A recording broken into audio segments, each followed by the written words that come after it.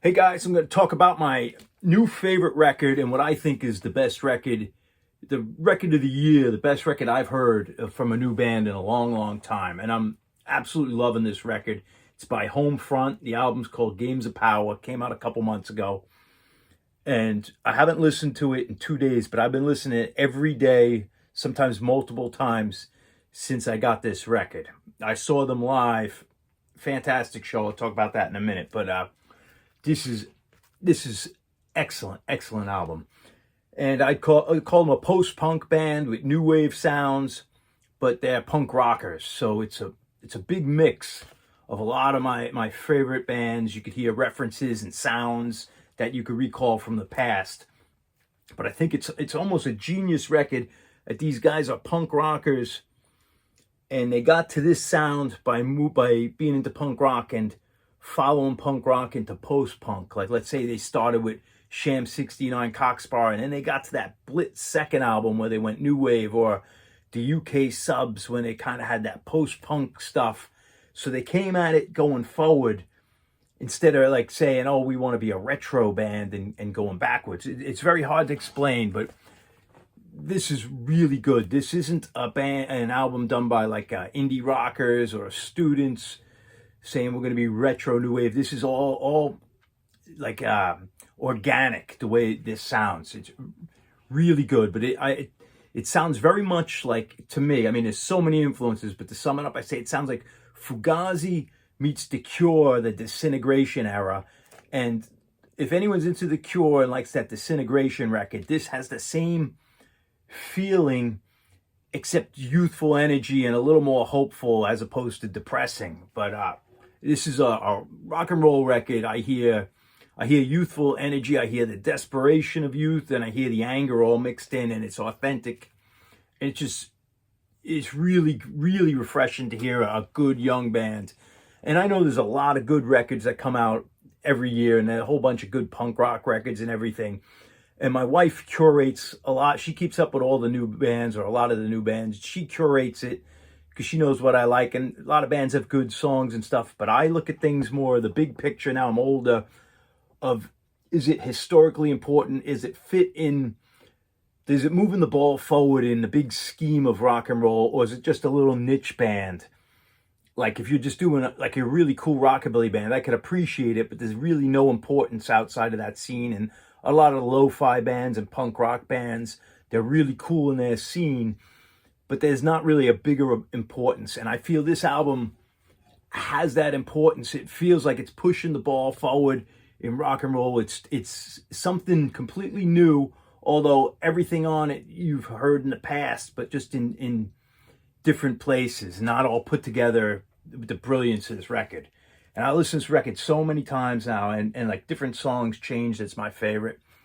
And I studied how they sequence the songs. That's a big thing I do. And I was a little skeptical with the first three songs, the way it worked out. But now I think it's genius record. But I'm going to put some samples on, and I may even show some live clips I had when I saw them live. And they were great live.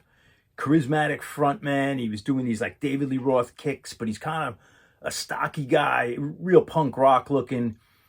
And I think he had a Broken Bones jacket and a Motorhead shirt. And they know they're punk rock. They're steeped in punk rock history.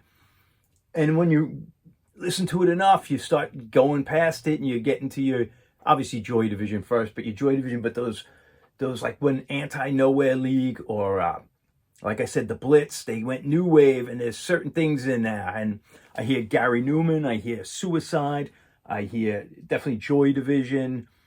There's a whole bunch of stuff in here, but what a record. But the third song on here is the one that breaks up the continuity. It's called Nation, and it's featuring the singer from The Chisel, which is a much bigger band, like a British oi band.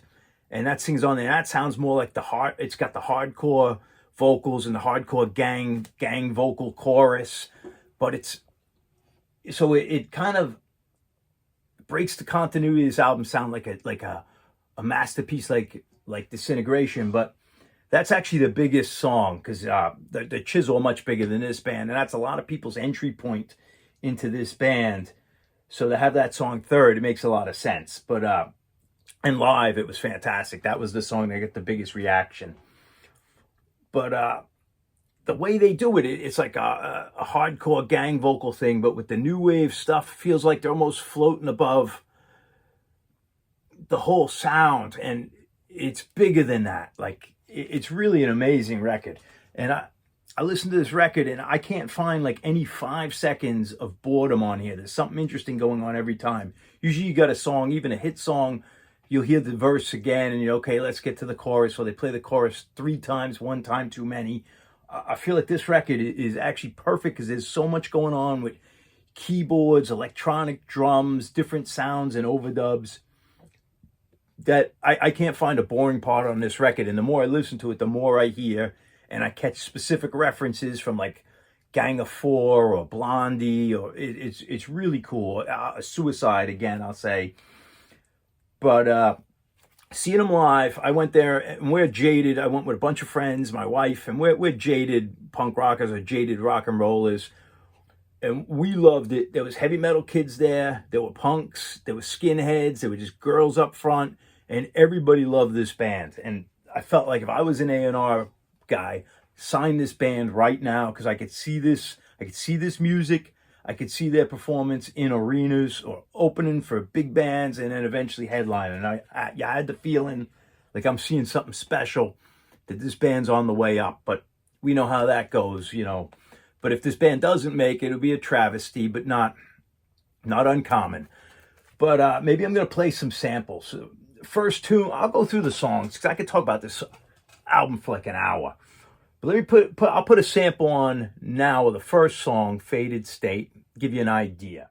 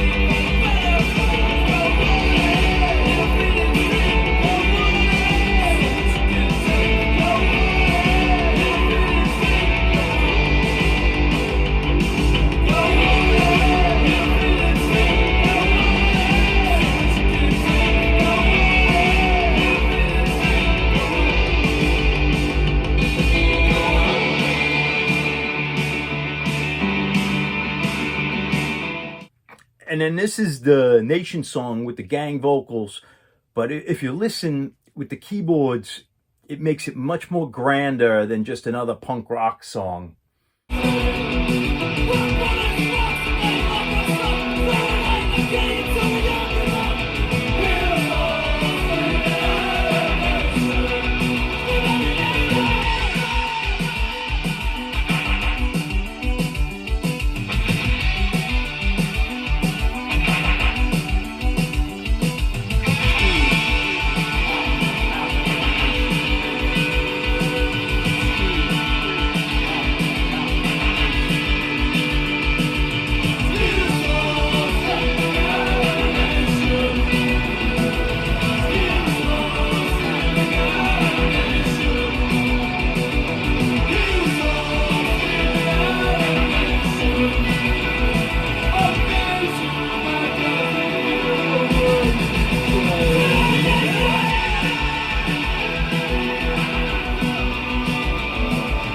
Favorite song on this album is called Overtime. And I shouldn't say it's my favorite, but that is the best song on the album. And I feel like this should be, it's not should be because it's never going to happen, but it should be a #1 hit the same way as like I'll Melt With You, I'll Melt With You, Modern English, or just one of those grand 80s songs. I just love it. It's called Overtime.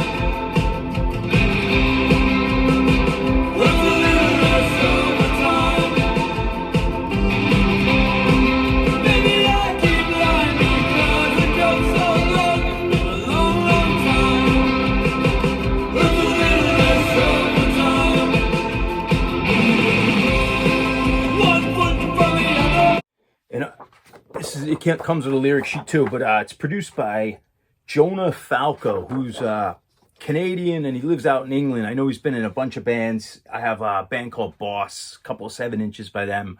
Great stuff. But I think the producer is fantastic because there's so much going on, and he fits it all in so it never sounds smothered or lo-fi-ish. But, you know, it's not too produced. I talked to one of my buddies. I said, what'd you think of the record? And he's a real punk rocker, a lo-fi kind of guy. He's like, I thought it was a little slick.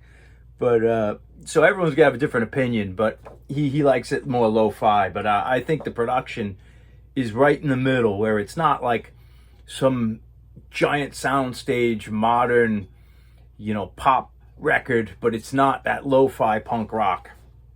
But yeah, Jonah Falco, that guy, he has a lot to deal with all those different instruments and sounds.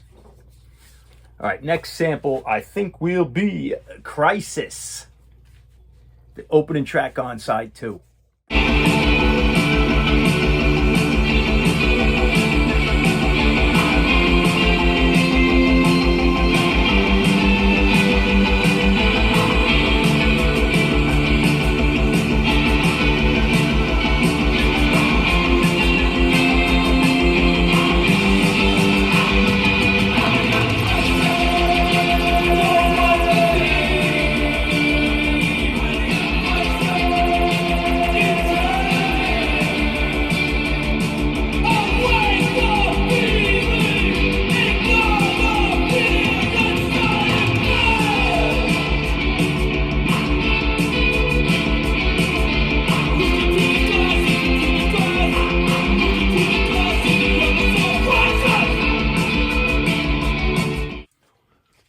Show the album, and it's 2 guys of the main band, keyboards, and the singer plays guitar, and they do all the instruments.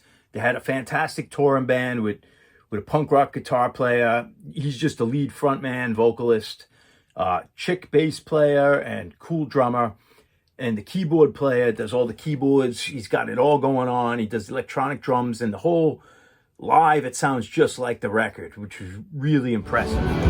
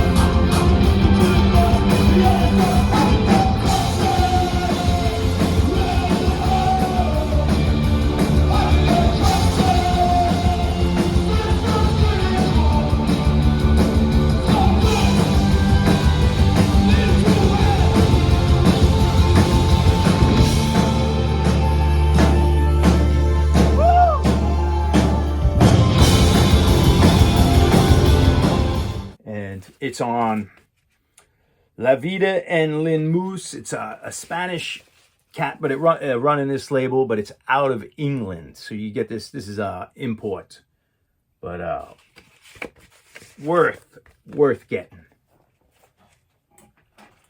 And I think this band, like you need, like if you understand all their references and where they're getting from, this is a great record. But I think it surpasses that. And it's just going to be one of these great, they did have a mini LP, but I'll call this their debut album. But I would put this debut album up there with like the U2 debut, the Cars, the Smiths. I think this is as good a debut as any of what we call classic debuts.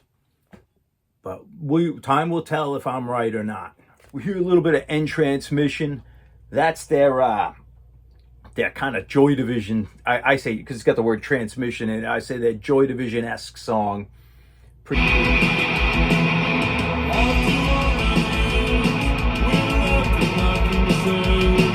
Expression on your face, expectation was in vain. We're falling, keep it on the side. I failure to communicate, I failure to comply.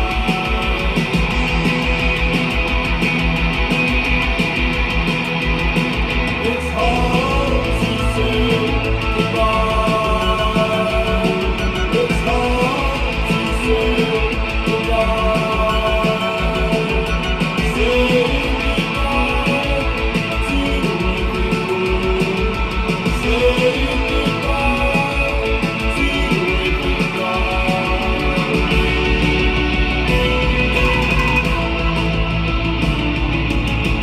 Born Killer. This is the Suicide, and I love how, you know, it sounds like a Alan Vega or Martin Rev song, but they do the build up and they have the drum break, like the drums building up, and they do an extra couple measures which I would have never have done, and it works. It builds the tension. Like normal person would have said, "Up, that's too long," but they build it up, and it works perfectly. I dig this track.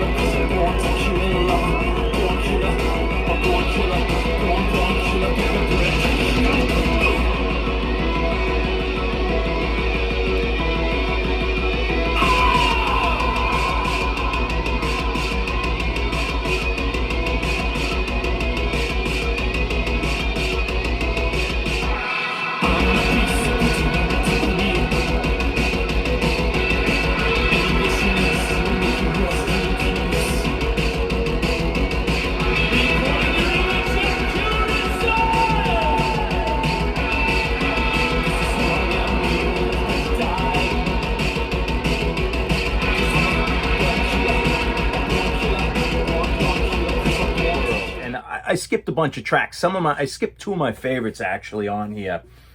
But the last ending song, very Gary Newman-esque, and it wraps up. It turns into like The Cure.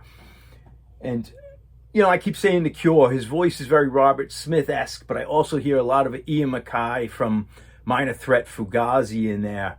So it's a mix. But this is Gary Newman meets The Cure, meets Ian MacKaye. How's that? And it's great ending. Great ender if you listen to the whole 40-minute record. 40-something minutes. I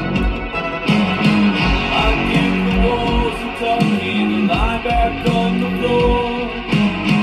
The heart inside beats per minute, getting slower. No more living, I just drift away.